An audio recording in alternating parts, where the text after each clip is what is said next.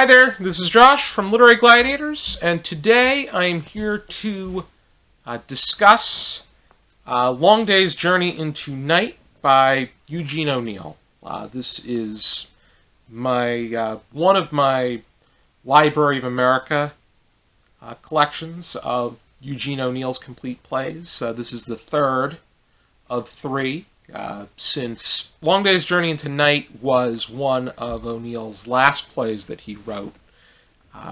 Eugene O'Neill developed Parkinson's, and it got to the point where it had an impact on his writing. He couldn't write anymore. He tried, but was not able to succeed.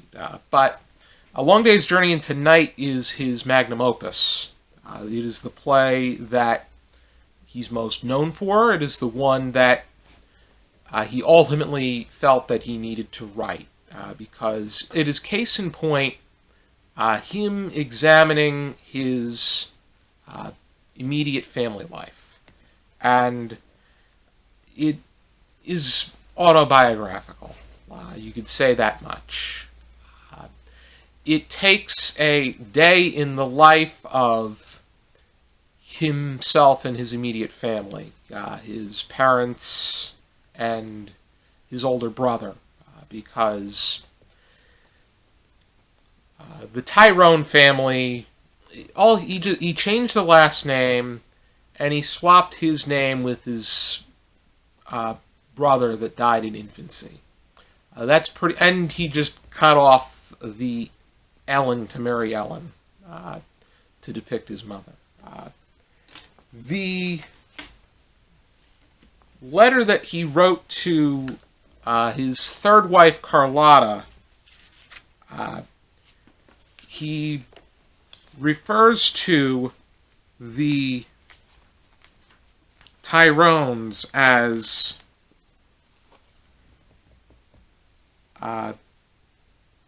haunted. He said that even though they are haunted, that he writes it with deep pity and understanding and forgiveness for all four of them. And he's pretty much saying that his family was incredibly flawed, but yet they are who they are. His father was James. His mother was Mary Ellen. Here it was James and Mary. But as it's laid out in the script, he refers to his father as Tyrone, because that's the last name. His brother is James. He's referred to as Jamie. Edmund is supposed to be Eugene O'Neill, but the character of Eugene was his older brother Edmund, who died in infancy. And within the play, the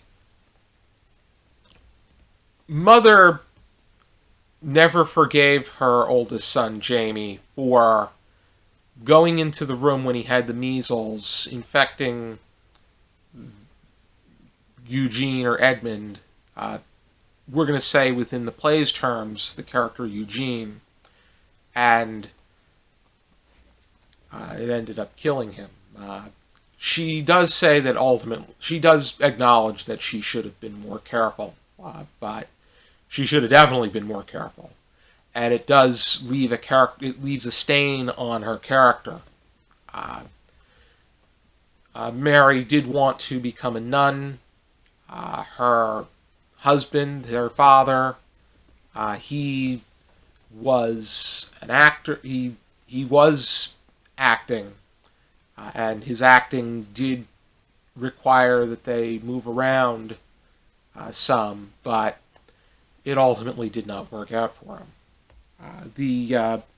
But James Tyrone Sr. Was very stubborn. He was cheap, to the point that they went to this very low-budget doctor, Dr. Hardy. He's often referred to, in particular, when Edmund's dealing with his issues, that is going to require a trip to rehabilitation. He's bitter and he's an alcoholic. Mary is very regretful, and you see that as the play, it ultimately gets to that point where she just looks back and wishes that she did go and become a nun. But that was at the point where she was dealing with an episode based off of her morphine addiction. She's self-pitying. She places her angry feelings on others.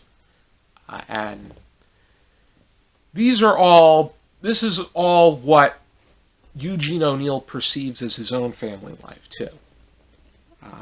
Jamie, his older brother, is lazy, immature. He's an underachiever, an instigator, and he, too, is an alcoholic. And in real life, his alcoholism is what killed him.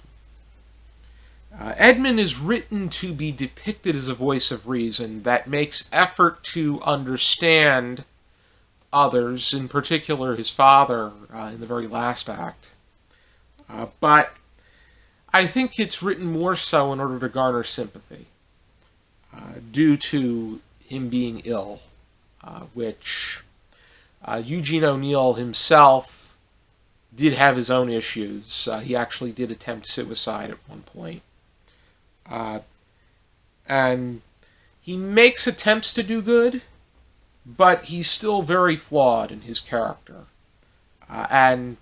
But I think that Eugene O'Neill, I think that this is very much a play of how he sees himself and how he sees everything that's going on rather than how it is that it took place. It is very subjective in that sense. But because Eugene O'Neill was married 3 times, and he ultimately, based off of results, failed as a father. He disowned 2 out of 3 of his children, and 2 out of 3 of his children committed suicide. You had Eugene O'Neill Jr., you had Shane O'Neill, and you had Una O'Neill. But Una O'Neill was disowned when at the age of 18.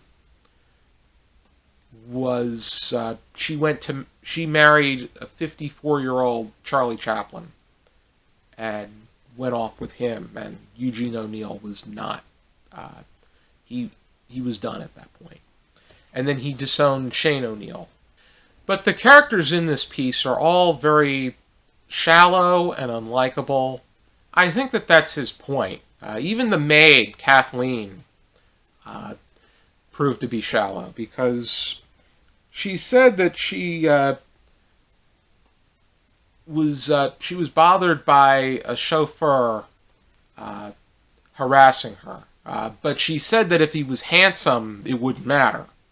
So it's a very toxic way of thinking, because it makes situations involving consent more complex, because they're selective as to who is engaged in this behavior and whether or not it is welcome. The thing that I admire most about Eugene O'Neill is the way that he lays everything out. You have a great sense of the characters. He does a great job describing them. He does a great job describing the setting. And he does a great job depicting every action as to how the direction should go. Not just what they're saying, but how they're moving, their facial expression. You have a great sense of everything that is taking fruition within the play. With that being said, I didn't like the characters, and it didn't seem like there was no lesson or message. This was clearly written by O'Neill for himself. This is the story that he needed to get off of his chest. Probably the biggest gripe is the way that he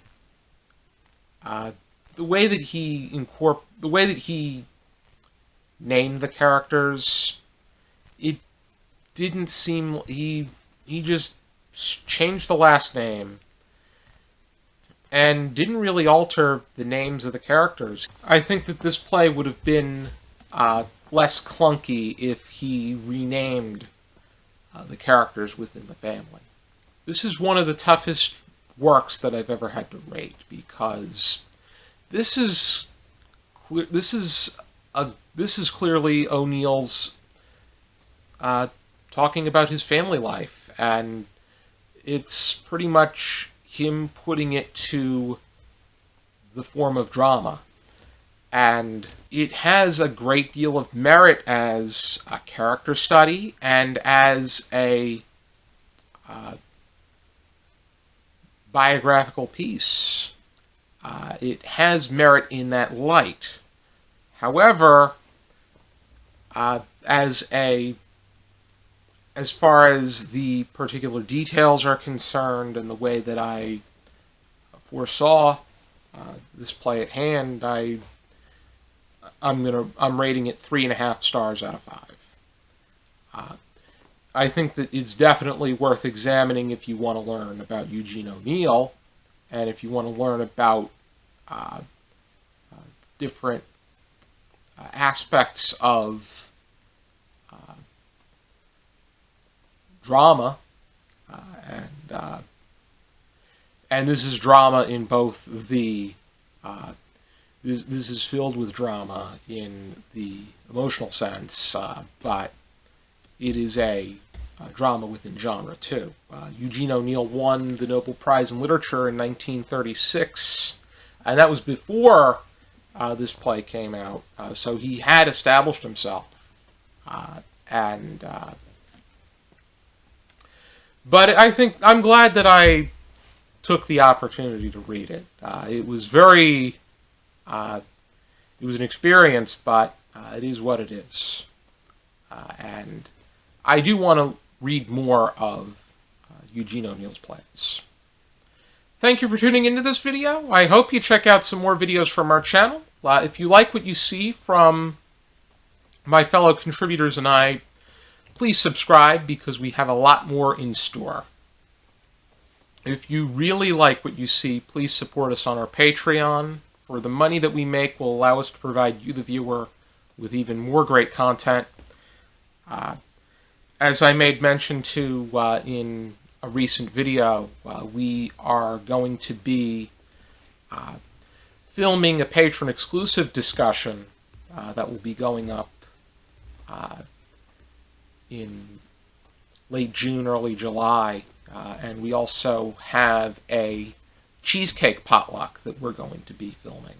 And when we reach $50 per month, we are going to be releasing 7 videos for your enjoyment. We have a lot in store, and your help is going to help us create even more content for you.